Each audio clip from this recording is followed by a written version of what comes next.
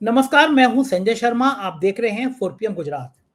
Gujarat lobby के दिन खराब हैं। एआई सम्मेलन में जो फजीयत एक के बाद हुई एक हो रही है, वो निपटने का नाम नहीं ले रही। लगातार फजीयत हो रही है।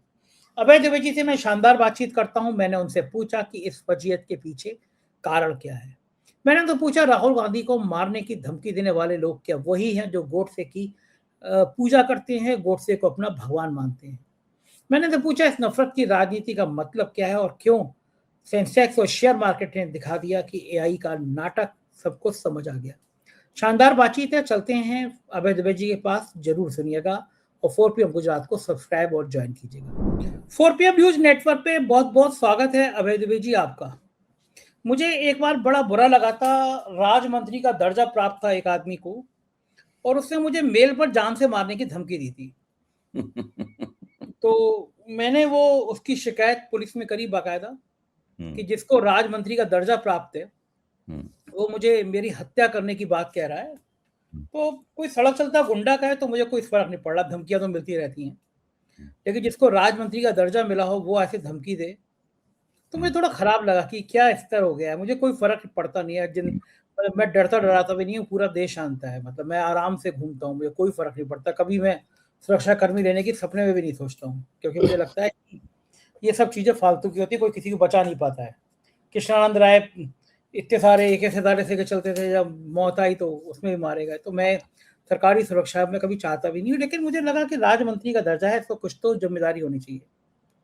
लेकिन फिर मैंने देखा कि नेता प्रतिपक्ष राहुल गांधी को जान से मारने की धमकी दे रहा है, करणी सेना का आदमी। तो मेरे को हैरानी हुई कि खुलेआम नेता प्रतिपक्ष, बड़ी जिम्मेदार पोस्ट होती है, प्राइम मिनिस्टर के बाद सबसे इंपॉर्टेंट व्यक्ति होता है हाउस में, वो उसको धमकी दे रहा है।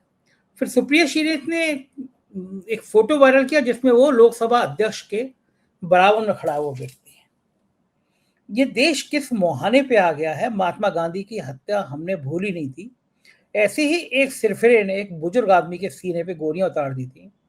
और कुछ मानसिकता के लोग, तुच्छ मानसिकता के लोग, गिरे हुए लोग आज भी नाथुराम गोडसे को याद करते हैं। मुझे नहीं पता कि वो जो लोग याद करते हैं उनका अतीत किससे जुड़ा हुआ है, लेकिन नेता प्रतिपक्ष को इस तरह जान से मारने वाले की धमकी देने वाला शख्स अगर ओम बिरला के पास खड़ा है तो और गंभीर सवाल खड़े होते हैं। क्या राजनीति अब इस स्तर तक उतर आई है कि इस तरह खुलेआम नेता प्रतिपक्ष को मारने की धमकी दी जाएगी? क्यों हो रहा है ये सब अभय जी? देखिए, इसके पीछे मेरे पास एक थोड़ा-सा ऐसा दृष्टिकोण है जो थोड़ा व्यापक किस्म का दृष्टिकोण है। मैंने भी इस विषय के ऊपर सोचा है। सवेरे से ही इसकी चर्चा चल रही है। मेरे और भी मित्रों ने मेरे साथ चर्चा में, सोशल मीडिया पर चर्चा में और व्यक्तिगत रूप से चर्चा में इस बात का ज़िक्र किया है।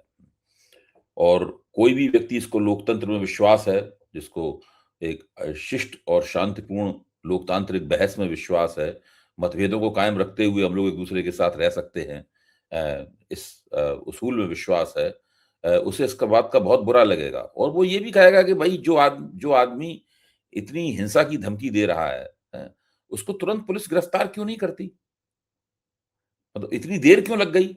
धमकी निकलनी चाहिए थी मुँह से और जैसे ही वो सबके पास आई, तुरंत ही उसके खिलाफ पुलिस एक्शन हो जाना चाहिए था या उसके खिलाफ जाँच शुरू हो जानी चाहिए थी या कुछ तो होना चाहिए था, मतलब जो है।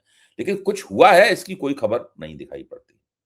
इसके पीछे मेरा मानना ये है कि जब से श्री नरेंद्र मोदी की सत्ता आई है इस देश में, राजनीति में एक खास तरह की प्रवृत्ति पैदा हुई है और वो ये है कि जो सत्ताधारी लोग हैं, उन्होंने हिंसा का अधिकार अपने पास सुरक्षित कर लिया है और जबकि हिंसा का अधिकार केवल आधुनिक जमाने में राज्य की संस्था के पास होता है। जो सरकार होती है वही कानून और व्यवस्था के नाम पर, सामाजिक शांति बनाए रखने के नाम पर हथियारों का प्रयोग कर सकती है कानूनी रूप से और हिंसा कर सकती है, यहाँ तक कि मौत की सजा भी अ, सुनाई जा सकती है व्यक्ति को। लेकिन अब एक राज्य के समांतर बहुत सारे एक्टर्स, बहुत सारे नॉन स्टेट एक्टर्स जो हैं, वो सक्रिय हो गए, जो खुलेआम हिंसा की धमकी देते हैं। कुछ लोग हाथ-पैर, घूंसे-चांटे, तमाचों के ज़रिए हिंसा की धमकी देते हैं। कुछ लोग लाठी डंडों के सहारे हिंसा की धमकी देते हैं। कुछ लोग पिस्तौल और बंदूक के सहारे हिंसा की धमकी देते हैं।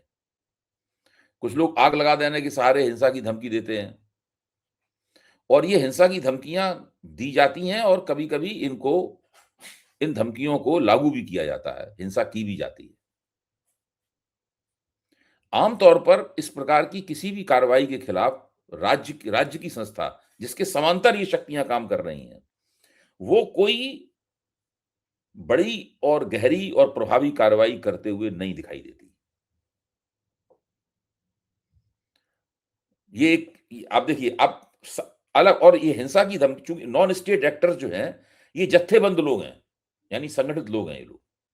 जैसे करणी सेना क्या है भाई? करणी देवी जो है, करणी देवी तो बहुत लोग जाते हैं राजस्थान में, तो करणी देवी के मंदिर भी जाते हैं। जो करणी देवी हैं, करणी माता हैं, करणी माता के नाम पर राजपूतों ने ये संगठन बना लिया है। उस वक्त ये संगठन प्रकाश में आया जबकि संजय लीला भंसाली ने वो पद्मावत फिल्म बनाई थी। तो उस वक्त ये संगठन प्रकाश में आया और बड़े पैमाने पर इस संगठन ने मीडिया में अपनी उपस्थिति दर्ज की। इस संगठन के सदस्यों ने मीडिया मंचों पर खुलेआम कैमरे के सामने मारपीट की, गालियां दी। उन्हें कोई भी, जैसे करणी सेना का कोई बैठा हुआ है प्रवक्ता, तो वो गुस्से में उठता था और अपना विरोध कर रहे व्यक्ति की कुर्सी के पास जाकर, यानी एंकर बैठा हुआ है और वो एंकर को पार करके उसकी कुर्सी के पास जाकर जोर जोर से उसके ऊपर वहीं पे चिल्लाने, डांटने, धमकाने और मतलब वो करने लगता था। मतलब ऐसे कई वाकये हुए उस वक्त, मुझे याद है अच्छी तरीके से, आपको भी याद होगा। फिर भी मीडिया वाले कह सकते थे अब हम करणी सेना वालों को नहीं बुलाएंगे, लेकिन मीडिया वालों ने करणी सेना वालों को बुलाना जारी रखा और करणी सेना एक ऐसा संगठन बन गया जो कहीं भी किसी को धमकी दे सकता है, किसी के खिलाफ आक्रामक प्रदर्शन कर सकता है, कुछ भी कर सकता है। भारतीय जनता पार्टी के पास पहले से एक संघ परिवार के पास पहले से इस तरह का एक संगठन है, इसका नाम है बजरंग दल। बजरंग दल भी ठीक ठीक यही काम करता है। वो करणी माता के नाम पर बना हुआ है, ये बजरंगबली के नाम पर संगठन बना हुआ है। वो करणी माता को बदनाम कर रहा है और ये बजरंगबली का नाम, बजरंगबली की नाक नीची कर रहा है ये संगठन। इस प्रकार के बहुत से संगठन है देश में। एक कर्नाटक का संगठन है हिंदू सेन है, राम सेन संगठन है, वो भी इसी प्रकार की गतिविधियां करता है। अच्छा, दूसरे ये संगठन तो बड़े बड़े हैं जिनके अभी हम लोगों ने नाम ले लिए। स्थानीय स्तर पर कई छोटे छोटे संगठन बन गए हैं। अभी जब वैलेंटाइन डे था तो आपने देखा होगा कि वैलेंटाइन डे पर तमाम 20-20, 22-22 साल के नौजवान हाथों में डंडे लिए हुए और केवल उनके एक भगवा स्कार्फ डाले हुए, ये लोग जगह जगह पुलिस का काम करते, कल्चरल पुलिस, सांस्कृतिक पुलिस का काम करते हुए घूम रहे थे। कहीं लोग इससे डर जाते थे, वहां ये लोग इन पर रुतबा कायम कर लेते थे। कभी कभी लोगों ने उनको दौड़ा भी लिया। बहुत सी जगहों पर ऐसे भी वीडियो आए, पता लगा कि वो आए धमकी देने के लिए, पर खुद ही वहां से चले गए डर के मारे कि अब यहाँ पे हम पिट जाएंगे। लोगों ने उनके वीडियो बनाए, ये बनाए, वो बनाए, ये सब इस तरह का हुआ। अच्छा, ये सब बड़े पैमाने पर हो रहा है और राज्य की संस्था को चाहिए था कि इससे उससे मानना चाहिए था, उससे उसकी जो अथॉरिटी है, उसकी अथॉरिटी कमजोर हो रही है। उसको इन संगठनों के खिलाफ कड़ी कार्रवाई करनी चाहिए थी। लेकिन समस्या क्या है कि ये तमाम संगठन ये एक तरह की मिलिशिया बने हुए हैं, एक तरह के इर्रेगुलर आर्मी के तौर पर, एक अनियमित सेना और अनियमित पुलिस के तौर पर ये काम कर रहे हैं और इनको सत्ताधारी शक्तियां जो हैं वो प्रोत्साहित कर रही हैं। ये लोग दक्षिण पंथ का दबदबा कायम कर रहे हैं। इनमें सारे के सारे दक्षिणपंथी हैं और ये सारे के सारे लोग दक्षिण पंथ का दबदबा कायम कर रहे हैं। ये जब आपको धमकी देंगे, आपके घर के सामने प्रदर्शन करेंगे, आपके घर पर पत्थरबाजी करेंगे, आपके ऑफिस में घुस जाएंगे, आपकी मेज कुर्सी तोड़ देंगे, आपको जान से मारने की धमकी देंगे, आपकी नाक काट लेने की धमकी देंगे, कुछ भी कर कहेंगे और करेंगे ये। जब इन्होंने, एक वो बंदा था जो जिम चलाता था, जिम्नेजियम चलाता था, दीपक है।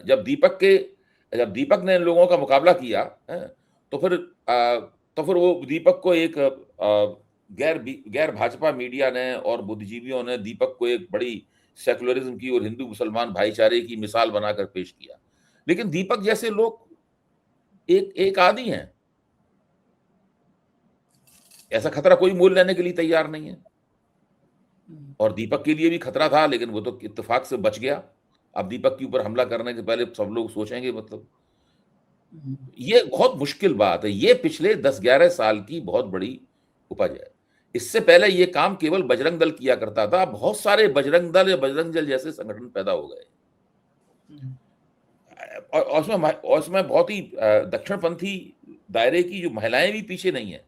बहुत सी महिलाएं बड़े खड़े होकर बड़ी अदा के साथ में कैमरे के सामने वक्तव्य देती हैं कि जो उसकी जीप काट के लाएगा उसको मैं 10 लाख रुपए दूंगी। हमने देखा ना एक वो नाथूराम गोडसे को महात्मा गांधी के चित्र पे हाँ, पिस्टल चलाते हुए बाद में वो खुद हत्या के आरोप में शायद जेल चली गई मैडम। हाँ, वो महात्मा गांधी की हत्या गोली चला रही थी फोटो पे, खुद ही चली गई जेल की किसी की हाँ, हत्या की साजिश में। हाँ। मोहतरमा ऐसे कई लोग लेकिन मैं पैदा बता रहा हुए। हूँ, सवाल ये है कि जिस वक्त वो गांधी जी की हत्या करने की एक्टिंग कर रही थी, हैं? उसी वक्त उनको गिरफ्तार नहीं किया जाना चाहिए था। बिल्कुल किया जाना चाहिए था, एकदम किया हाँ, जाना चाहिए था। वो किसी ओटीटी प्लेटफॉर्म की सीरीज में एक्टर नहीं थी वो। हम्म, वो किसी फिल्म में एक्टिंग का काम नहीं कर रही थी, कोई डायरेक्टर के निर्देशन पे काम नहीं कर रही थी। वो स्वयं अपने निर्देशन पे ही काम कर रही थी। बिल्कुल देखिए, ठीक मैं है, ये कह रहा सहमत। हूं कि ये जो हो रहा है, इसके पीछे एक दक्षिणपंथी आतंक फैलाने का, दबदबा कायम करने का एक ख्याल है, एक योजना है। इसलिए इस प्रकार के संगठनों को जानबूझकर बढ़ावा दिया जाता है। क्यों? और उनके खिलाफ कभी पुलिस एक्शन नहीं होता।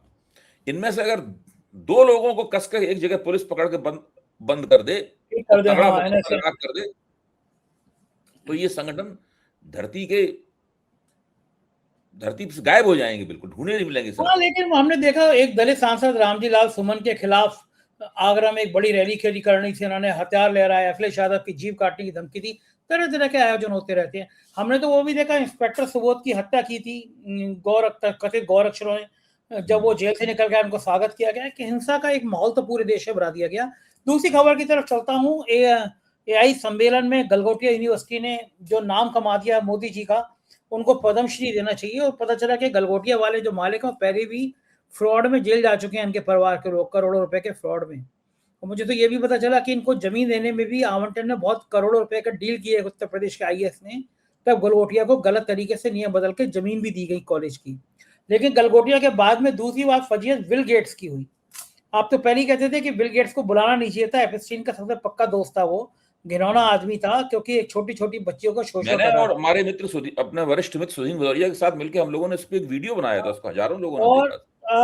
अब जो है वो बिल गेट्स नहीं आए। मजे की बात यह है कि जिस समय गोदी मीडिया बम बम कर रहा था, आज की क्रांति हो गई है और पूरी दुनिया भारत की तरफ देख रही है और भारत के बाजारों में क्रांति हो गई। इस तरह की तमाम खबरें सुबह सुबह गोदी मीडिया की तरफ से चल रही थी। और मैंने उसी समय ट्वीट किया एक कि अगर जिस समय क्रांति हो रही है, पूरा देश देख रहा है भारत की तरफ, उसी समय शेयर मार्केट धड़ाम हो गया।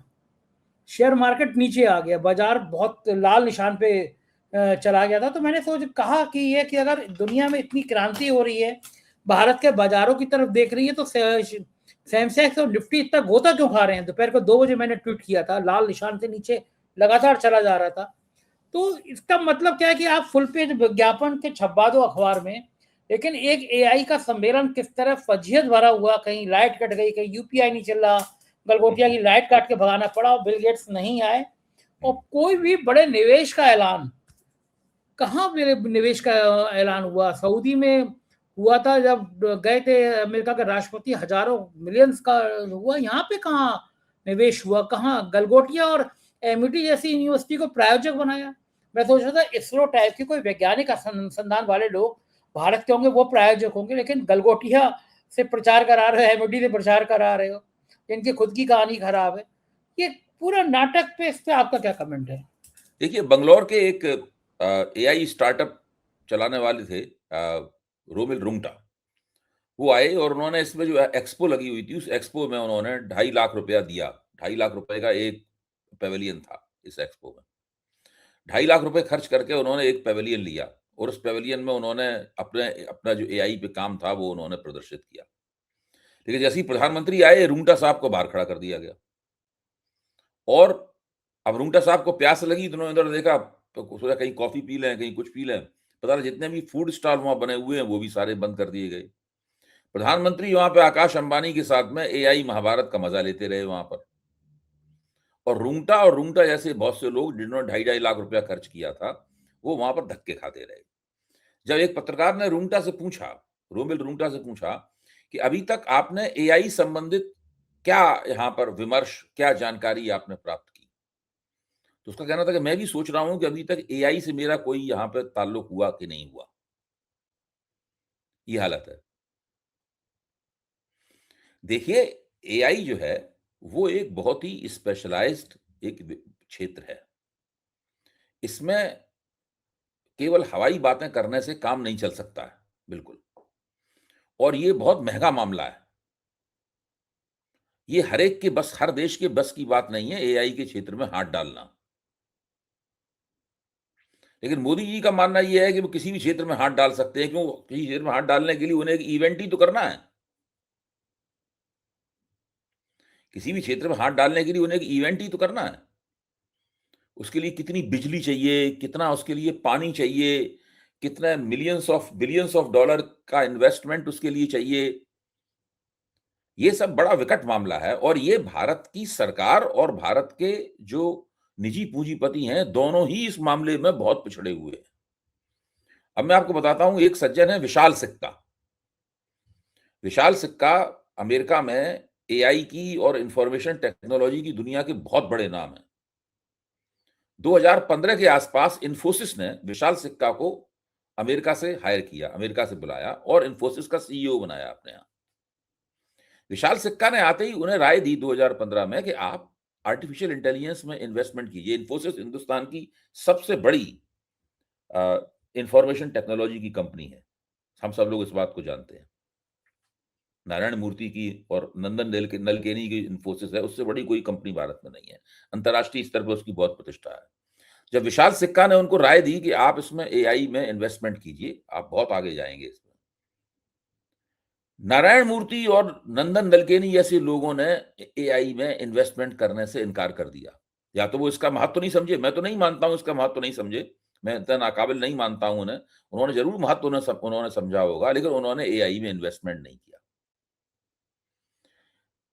2017 में विशाल सिक्का वो इन्फोसिस छोड़कर, उन्होंने 3 साल तक उसके सीईओ रहे, इन्फोसिस छोड़ के वो अपना अमेरिका वापस चले गए। इस वक्त वो वहां पर बहुत ही कामयाबी प्राप्त कर चुके हैं और बहुत बड़ी हस्ती, पहले से भी ज्यादा बड़ी हस्ती बन चुके हैं। अब आप सोचिए कि जब 2015-16 में विशाल सिक्का इन्फोसिस वालों को ये राय दे रहे थे कि आप एआई में इन्वेस्टमेंट शुरू कीजिए, चीन ने 2017 में जब विशाल सिक्का यहां से छोड़ के जा रहे थे उस वक्त इन्वेस्टमेंट शुरू किया एआई में। आज चीन अमेरिका में एआई के बाद दूसरे नंबर की ताकत है। अमेरिका के पास उसके 40 मॉडल हैं, ये चीन के पास 15 मॉडल हैं और दुनिया में और कोई दूसरा देश चीन के आसपास कहीं फटक नहीं रहा है। चीन के पास इतना पैसा है, इतनी ताकत है कि चीन ने अमेरिका की उन कंपनियों को जो कि जीपीयू चिप बनाती हैं एआई का, उसमें 2 मिलियन 20 लाख चिपों का ऑर्डर दे रखा है उनको, जबकि उनके स्टोर में केवल 7 लाख चिप हैं बने बनाए। इनके पास है नहीं इतने चिप, इतना चीन ने उन्हें ऑर्डर दे रखा है अब चिप्स का। फिर जब डोनाल्ड ट्रंप राष्ट्रपति बने तो उन्होंने कहा कि चीन को हम वो वाले चिप देंगे ही नहीं कभी, वरना वो हमसे एआई में आगे निकल जाएगा। और उन्होंने चीन को वो वाले चिप, टॉप मोस्ट चिप देने पे पाबंदी लगा दी अपने, क्योंकि अमेरिका चाहता है कि एआई पे उसकी इजारेदारी रहे। तो फिर लेकिन दूसरे नंबर का जो महत्वपूर्ण चिप है, उस चिप को देने की इजाजत दे दी, तो चीन ने उसका भी 2 मिलियन का ऑर्डर ठोक दिया चीन ने। तो मैं बता रहा हूं, इस तरह एआई जो है प्रति मिनट आगे बढ़ रहा है, प्रतिदिन आगे बढ़ रहा है, प्रति सप्ताह आगे बढ़ रहा है, प्रति महीने आगे बढ़ रहा है एआई। एआई किसी का इंतजार नहीं कर सकता। हिंदुस्तान अगर 3 साल बाद, 4 साल बाद एआई में इन्वेस्टमेंट करने और एआई में कुछ करने की स्थिति में होगा, तब तक एआई की दुनिया कहीं की कहीं पहुंच चुकी होगी और उसने एआई के जरिए दुनिया को बदलने का बहुत बड़ा काम शुरू कर दिया होगा। हिंदुस्तान की सरकार को पता ही नहीं होगा और एआई के जरिए उसका सब कुछ बदल चुका होगा। इसके लिए यहां तक कहा जाता है कि भारत सरकार को इस बात का पता ही नहीं होगा कि कोई और शक्ति जाके भारत सरकार को नियंत्रित कर रही है और संचालित कर रही है, जिसके बारे में उसे नहीं पता है, और वो एआई के ज़रिए ये सारा काम कर रही है। मोदी जी लेकिन उस वक़्त भी हस्तक्षेप कर पाएँगे, वो एक इवेंट कर देंगे उसके ऊपर। इवेंट में वो एक गलगोटिया बुला लेंगे, बड़ा इवेंट कर इवेंट में देंगे। इवेंट गलगोटिया करने में गलगोटिया वाले मोदी जी बुला का लेंगे। कोई मुकाबला नहीं है। वो इवेंट करने के सम्राट हैं। जैसे अगर दुनिया में विश्व युद्ध हो रहा हो, तो मोदी जी विश्व युद्ध में एक इवेंट कर देंगे। फिर कहेंगे कि भारत ने विश्व युद्ध में हस्तक्षेप किया। उसने विश्व युद्ध के डिस्कोर्स के अंदर अपनी उपस्थिति दर्ज कराई, और गोदी मीडिया इस प्रकार से उनका कीर्तन करेगा। सही बात है, बड़ी बड़ी लोगों की फजीयत हुई है। एक नफरती पत्रकार है शुभांकर, वो जो तेल बेचने के दवाइयाँ होती हैं, यौन शक्ति बढ़ाने की दवाइयाँ होती हैं, उसका प्रचार करते हैं। एनडीटीवी पे एक शो ले लिया कचहरी, उसकी व्यूअरशिप आती 2-2,500। मैंने शो कर दिया कि ये इनको बड़े राहुल कमल बड़े शान से लाए हैं, इनकी तो खुद की बैंड बजी हुई है, 2000 व्यू आ रहे हैं एनडीटीवी पे, तो उनका शो हटा दिया गया, फिर 10:30-11 बजे कर दिया गया। वो भाई साहब जो गलगोटिया यूनिवर्सिटी का बड़ा प्रचार कर रहे थे कि मैं वहां का पढ़ा हुआ हूँ, गर्व है। अब ये गलगोटिया यूनिवर्सिटी क्या है? जब अब जिस वक़्त गलगोटिया नरेंद्र मोदी, मैं पहले भी इस बात को कह चुका हूँ, अगर लेकिन दोहराना भी ज़रूरी होता है कुछ बातों को। जिस वक़्त नरेंद्र मोदी 2024 की चुनाव प्रचार के दौरान ये सब कह रहे थे ना कि आप कांग्रेस को वोट देंगे तो मुसलमान आपकी टोंटी निकाल ले जाएँगे, आपकी भैंस खोल ले जाएँगे, आपका मंगलसूत्र, आपके घर का मंगलसूत्र ले जाएँगे, आपके घर का एक कमरा उनको दे दिया जाएगा, आपको मिलने वाला आरक्षण आधा उन्हें दे दिया जाएगा। ये सब जो कह रहे थे, ऊल-जलूल बातें कर रहे थे, उनका चारों तरफ मज़ाक उड़ रहा था। उस वक़्त गलगोटिया यूनिवर्सिटी के छात्र जो हैं, नरेंद्र मोदी की तारीफ में बैनर लेके प्रदर्शन कर रहे थे। हाँ, बड़ा वीडियो वायरल हो रहा है सुबह से वो, हाँ, हाँ, वीडियो तो वायरल हो आप रहा है वो। इससे अंदाज़ लगाइए हाँ, कि गलगोटिया यूनिवर्सिटी क्या है। इस क्या है, आप क्या है? आज मुझसे मेरी पत्नी पूछ रही थी कि इन लोगों ने सोचा नहीं कि ये लोग पकड़ जाएँगे। वो लोग जो चीनी कुत्ता लेके आए, मतलब जो है, चीन का रोबो डॉग लेके आए, इनको एहसास नहीं था इस बात का कि इनकी ये तिकड़म जो है वो पकड़ जाएगी। वास्तव में बड़ा बड़ा दिलगुर्दा चाहिए इस प्रकार की हरकत करने के लिए। मैं वो बता रहा था ना कि बड़ी वो जो निर्लज्जता चाहिए, हैं? उस समय में मैं आपको बता रहा था कि शुभांकर ने बड़े शौक से कहा, गलगोटिया का स्टूडेंट हुई हूँ। अब कल गलगोटिया ने ब्रांडिंग करने के लिए शुभांकर का फोटो लगा दिया, देखिए हमारा स्टूडेंट है, ये पत्रकार है। वो कल कह रहा है कि मेरे को मतलब नहीं है, वो सुबह से ब्रांड हो रहा है कि तेल बेचने वाला या दवाएं बेचने वाला गलगोटिया से कैसे पीछे छुड़ा रहा है। गजब गजब कहानी चल रही है। इधर उत्तर प्रदेश में कहानी और चल रही है। शंकराचार्य को अवैध घोषित कर रहे हैं योगी आदित्यनाथ, और ब्रजेश पाठक खुल के मोर्चा संभाला है। उनको लग रहा है उनकी ब्राह्मण राजनीति चली जाएगी। 100 या 101 बटुक ब्राह्मणों को उन्होंने आज घर पे कल बिठाया, लाइन से उनके चरण छुए, भगवान बताया उनको, लाइन से फोटो वो वीडियो वायरल हो रहा है, और कहा कि ये तो देवता का रूप है। इस तरह की चीजें उन्होंने करी, खुला मोर्चा कह दिया, पाप किया जिसने ये किया। बड़ा सवाल यह कि अफसर तो सस्पेंड हुए नहीं, योगी जी ने बटुक को भी चोटी खिंचाई, उन पर तो कुछ हुआ नहीं। अब ब्रजेश पाठक 100 लोगों का नाश्ता खाना खिलाए, चरण छुए या 1000 बटुकों के छुए, जिनकी चोटी खींची, जिनने खींची उन पे तो कुछ हो नहीं पा रहा। तो क्या ब्रजेश पाठक को इस्तीफा नहीं दे देना चाहिए डिप्टी सीएम? ये बात सही है कि सरकार योगी जी के हाथ में है, और ब्रजेश पाठक या केशव देव मौर्य की हैसियत नहीं है कि ऐसे किसी अफसर को सस्पेंड कर दें। इसको योगी जी सस्पेंड नहीं करना चाहते। योगी जी उसका सस्पेंशन हटा देंगे, पलट देंगे उसका, इसलिए वो लोग ये हिम्मत नहीं कर सकते। लेकिन इसका मतलब ये नहीं है कि योगी के खिलाफ वो राजनीति नहीं कर रहे हैं। जब मोहन भागवत लखनऊ गए तो मिले योगी जी से उनकी मुलाकात हुई, लेकिन दोनों उप मुख्यमंत्री भी उनसे मिले अलग-अलग। अलग अलग मिले तुम, अलग-अलग मिले, तो उन्होंने भी अपनी बात कही होगी जाके, ऐसी बात निश्चित थोड़ी कही ना। होगी, हाँ, निश्चित कही तो होगी। आप, और दूसरी ये है कि मोहन भागवत ने फिर बाद में ये वक्तव्य दे दिया कि यूजीसी की जो इक्विटी नियमावली है, उस नियमावली को सब लोगों को पूरी तरह स्वीकार करना चाहिए। जो लोग दबे हुए हैं उनको झुककर उठाना हमारा कर्तव्य है। तो वो तो जो ओबीसी, एससी, एसटी, ओबीसी वाला पक्ष है, उसके पक्ष में बयान दे गए मोहन भागवत। अब सवाल इस बात का है कि अब आप ब्राह्मणों की राजनीति, ठाकुरों की राजनीति, बनियों की राजनीति, भूमिहारों की राजनीति, कायस्थों की राजनीति उत्तर प्रदेश में कैसे करेंगे? राष्ट्रीय स्वयंसेवक संघ का सबसे बड़ी हस्ती जो है ना, वो तो इक्विटी नियमावली के पक्ष में बयान दे गई। ठीक बात है, राजनीति बहुत बढ़िया बढ़िया रूप में सामने आ रही है, उसमें जवाब ही नहीं है देखिए इस राजनीति। बहुत मामला, ये पूरा मामला जो है कि जातियों का समीकरण कैसे बनाया जाए, ये बहुत पेचीदा मामला है, और इसके अंदर बड़े दांव-घात और चालबाजियां हैं इसके अंदर। बहुत अब इसके कठिन है पीछे डगर। ये भी है कि सुप्रीम कोर्ट उस नियमावली को लागू नहीं होने दे रहा। अब आप सुरक्षित रूप से उस नियमावली के पक्ष में बयान दे सकते, सही बात है। क्योंकि आपको पता है कि वास्तव में नियमावली लागू नहीं होने जा रही। तो कुछ भी बयान दे दीजिए आप। बयान अब ज़बानी तो हिलाना है, क्योंकि असली झंझट तो तब होगा जब चीज़ लागू होगी। लागू होनी नहीं है। हाँ, तो उन्होंने उसके पक्ष में, हम उसके पक्ष में खड़े हुए ताकि बाद में कोई कहे हमने समर्थन किया था भाई आपकी नियमावली का। सही बात, बिल्कुल सही बात है। तो यही यही बहुत तरह की नाटकबाजियाँ इसके अंदर हैं। बिल्कुल ठीक बात है। बहुत बहुत शुक्रिया अभय जी, आपने मुझे इतना समय दिया बातचीत की। Thank you sir. ये थे अभय दुबे जी। पूरी बातचीत आपने सुनी, कैसी लगी बातचीत बताइएगा जरूर। शुक्रिया, थैंक यू।